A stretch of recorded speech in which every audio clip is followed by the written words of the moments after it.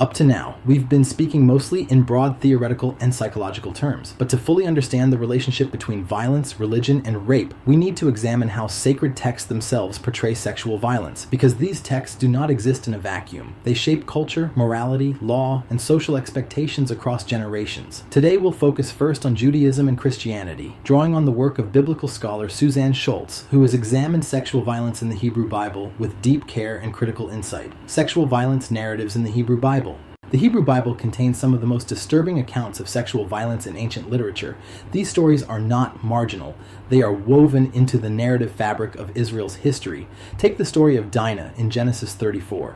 Dinah, the daughter of Jacob and Leah, goes out to meet the women of the land. She is seized and violated by Shechem, a local prince. The narrative centers less on Dinah's voice and more on her brother's response of violent revenge. What does this tell us? That women's bodies were often treated as markers of family honor, with their experiences and agency erased. Or consider Tamar in 2 Samuel 13. Tamar is raped by her half-brother Amnon. Afterward, instead of receiving justice, she is cast out and silenced. The text records her grief. She tears her robe and puts ashes on her head. But the broader narrative focuses on the political fallout between Amnon, Absalom, and David. Once again, the survivor's suffering is subordinated to male concerns. Scholz points out that these narratives show us the intersections of gender, power, and social hierarchy. Sexual violence is not just about lust or individual sin. It is a mechanism of political control, family honor, and patriarchal power. Enslaved women and exploitation. Another thread involves enslaved women, such as Hagar, Bilhah, and Zilpah. These women are not only servants, but are also forced into sexual relationships to bear children for their masters.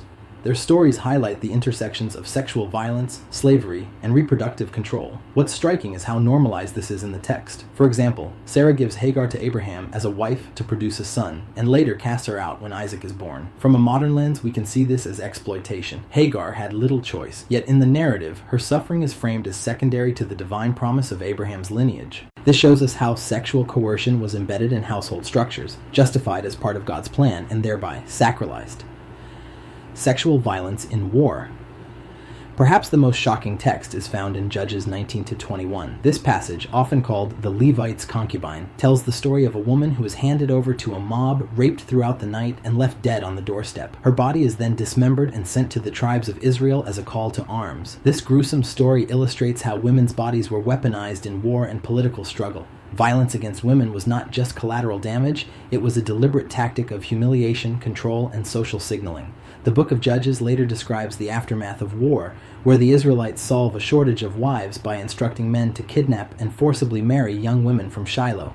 Here again, women's voices are absent. They are treated as property to be exchanged. Scholz reminds us that these texts show sexual violence as systemic, not exceptional. They reflect a world in which women's bodies were used to enforce social hierarchies and male dominance, acquaintance rape and marital coercion. We also see examples of acquaintance rape and coercion within social networks. The story of Tamar demonstrates that danger often came from within the family. Even in marital contexts, coercion appears. Biblical traditions often assume male sexual entitlement within marriage. While the Bible does not use the term marital rape, the cultural expectation was clear. A wife's body belonged to her husband. This normalized coercion within marriage, a norm that persisted for centuries in Western law, where marital rape was not even recognized as a crime until the late 20th century. Women's resistance. But even within these patriarchal narratives, we find hints of women's resistance. Tamar, after her assault, confronts Amnon and names his act as a wicked thing in Israel, language that places his act not just as personal sin, but as a violation of communal ethics. Her resistance is silenced by the political dynamics around her, but the text preserves her voice, however briefly. Other women, like Potiphar's wife or Delilah, appear in stories where they exercise sexual agency, albeit in morally ambiguous ways. Scholz notes that even these figures remind us that women's roles in biblical texts are not uniformly passive. Agency and victimhood coexist in complex ways within patriarchal systems. Sexual violence is metaphor. One final point. The Hebrew Bible often uses sexual violence metaphorically. Prophets like Hosea and Ezekiel describe Israel's unfaithfulness to God as though she were an adulterous woman, punished with rape and humiliation. This metaphorical use of sexual violence to describe divine judgment is deeply troubling. It sacralizes sexual domination, portraying God as a husband who disciplines his wayward wife through violence. These texts reinforce the idea that sexual control is both natural and divinely sanctioned. Implications for Christianity. Since Christianity inherited the Hebrew Bible as its Old Testament, these narratives carried forward. The way they were interpreted by theologians and preachers shaped centuries of attitudes toward women, sexuality, and violence. For example, the association of female sexuality with sin, think of how Mary Magdalene was mistakenly labeled a prostitute for centuries, was used to justify women's subordination. Likewise, the metaphor of the church as the submissive bride of Christ drew on patriarchal marriage models, reinforcing obedience and silence. Yet Christianity also contains resources for resistance. The New Testament affirms the dignity of women in ways that challenge cultural norms. Jesus speaks with women, heals women, and includes them in his ministry. The challenge for modern interpreters is to recover these liberating threads while critiquing the patriarchal layers that perpetuated violence, pulling it together. So, what do we learn from Judaism and Christianity's scriptural traditions? Sexual violence is not hidden in the Bible. It is named, depicted, and woven into the narrative. These stories reflect patriarchal systems where women's bodies were treated as property, markers of honor, and tools of political power. Survivors' voices are often marginalized, but traces of resistance remain. Theological interpretations have too often sacralized violence, but rereading these texts critically can expose injustice and recover liberating possibilities. In short, Scripture itself is a battleground. It can be used to justify oppression or to inspire justice and healing, depending on how we interpret it. Next, we will look at Islamic perspectives and how scholars like Asma Barlas challenge patriarchal interpretations of the Qur'an to recover its egalitarian vision. Having explored how Judaism and Christianity grapple with narratives of sexual violence in their scriptures, we now turn to Islam. Like the Hebrew Bible and New Testament, the Qur'an and Islamic tradition have been read in ways that both perpetuate patriarchal norms and inspire resistance to them. Today, we'll look at both sides of this story, focusing especially on the work of feminist Muslim scholars who challenge traditional interpretations and recover the Qur'an's egalitarian potential, the Qur'an and gender equality. Let's begin with a core principle.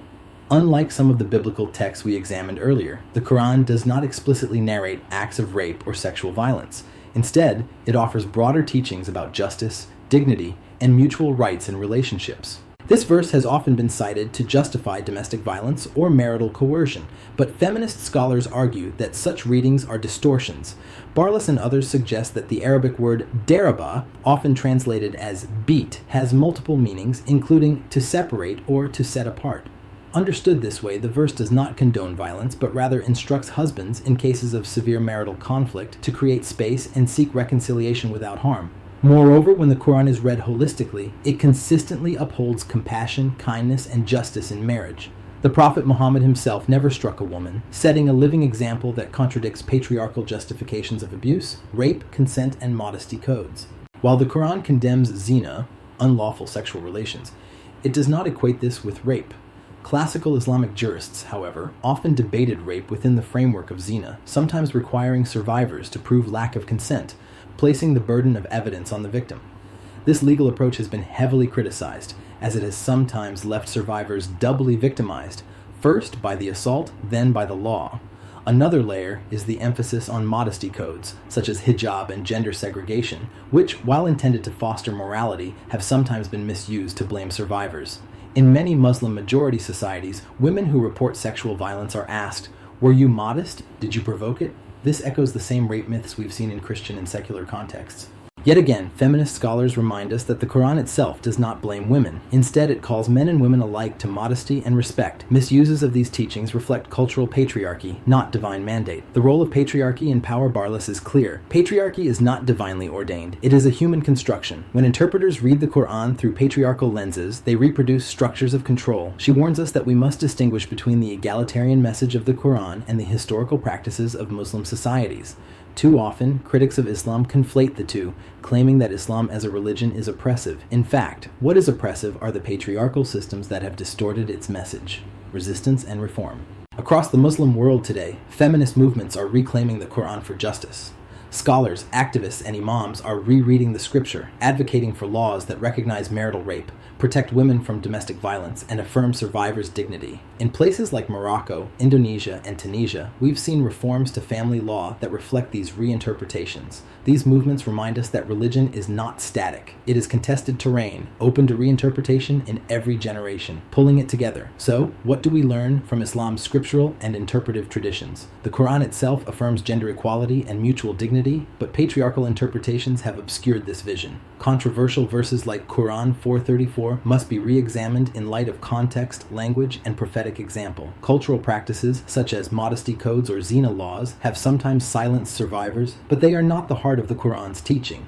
Muslim feminist scholars like Asma Barlas show us that scripture can be reclaimed as a tool of resistance and justice. In short, Islam offers us both a cautionary tale about how patriarchal interpretation can distort faith, and a hopeful reminder that reform and liberation are possible when scripture is read through the lens of justice. Feminist scholar Asma Barlas, in her influential work Believing Women in Islam 2002, argues that the Qur'an itself is fundamentally egalitarian. The problem, she says, lies not in the scripture, but in the patriarchal interpretations that have dominated Islamic history. For example, the Qur'an emphasizes that men and women were created from a single soul, Qur'an 4:1, that both are equally responsible before God, and that marriage should be based on love and mercy, Qur'an 30:21. These verses provide a foundation for dignity and equality, yet over time, cultural practices and patriarchal commentaries often overshadowed these principles, embedding gender hierarchies into law and custom. The controversial verse, Qur'an 4:34. One of the most debated verses is Qur'an 4:34, which has traditionally been interpreted as giving men authority over women and permitting husbands to discipline their wives physically. As we continue our journey through world religions, we now turn to Hinduism and Buddhism. These traditions are very different from Judaism, Christianity, and Islam, yet they also wrestle with questions of gender, sexuality, and power. And just like in the Abrahamic religions, we find a mix of patriarchal practices that perpetuate violence and liberating elements that resist it. Hinduism, patriarchy, and purity. Let's begin with Hinduism.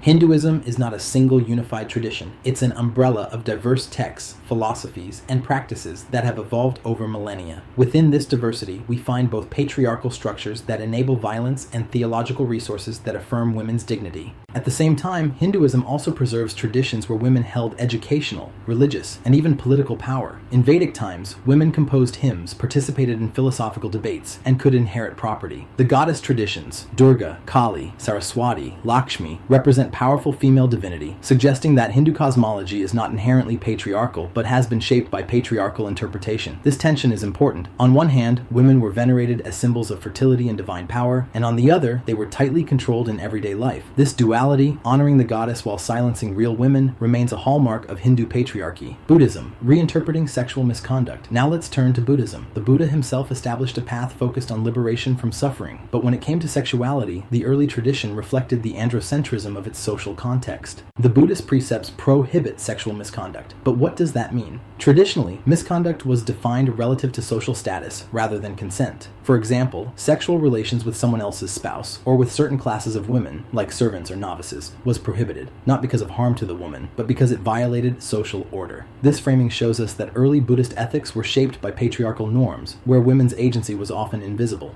In recent decades, however, reformist scholars have pushed for a rethinking of sexual ethics in Buddhism. Burmese monk U Pandita argued that misconduct should be defined not by status, but by harm. If an act causes suffering, coercion, or exploitation, it is misconduct. This shift reframes the tradition in ways that affirm consent and dignity. Feminist scholars like Amy Langenberg and Anne Gleig have gone further, critiquing the androcentrism of Buddhist institutions and highlighting how even modern sanghas, monastic communities, have perpetuated sexual abuse.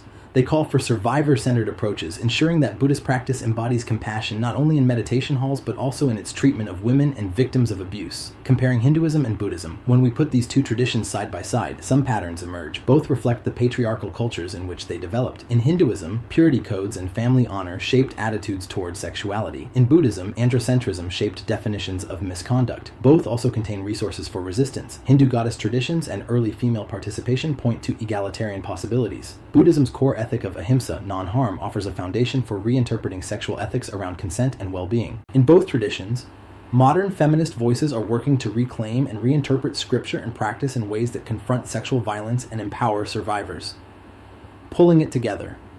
So what do Hinduism and Buddhism teach us in the context of violence and rape? That religious traditions are deeply shaped by their social context. Patriarchal societies leave their imprint on sacred texts and practices. That symbols of female power, like Hindu goddesses, or universal ethics, like Buddhist non-harm, can coexist with systems that silence real women. That reinterpretation is possible. Modern feminist scholars and practitioners are reclaiming these traditions, insisting that true spirituality must oppose violence, affirm consent, and honor human dignity. As with the Abrahamic faiths, the story here is not simple. Religion can perpetuate harm, but it can also provide the very tools needed to resist and heal from that harm. In our next lecture, we'll turn from texts to institutions, examining how religious institutions themselves have perpetuated sexual abuse, and what lessons can be learned from both betrayal and courage within those communities. One key text in shaping gender norms was the Manusmriti, or Laws of Manu, composed around the 2nd century BCE. This text outlined rigid rules for social order, including the roles of women. According to the Manusmriti, a woman must always be under the authority of a man, first her father, then her husband, and later her sons. It enshrined ideas of female purity and chastity, prescribing harsh penalties for women who transgressed sexual norms. These purity codes contributed to practices like child marriage, restriction of women's autonomy, and honor-based violence. In such a framework, sexual violence against women often went unrecognized or was interpreted as dishonor to the family rather than harm to the individual.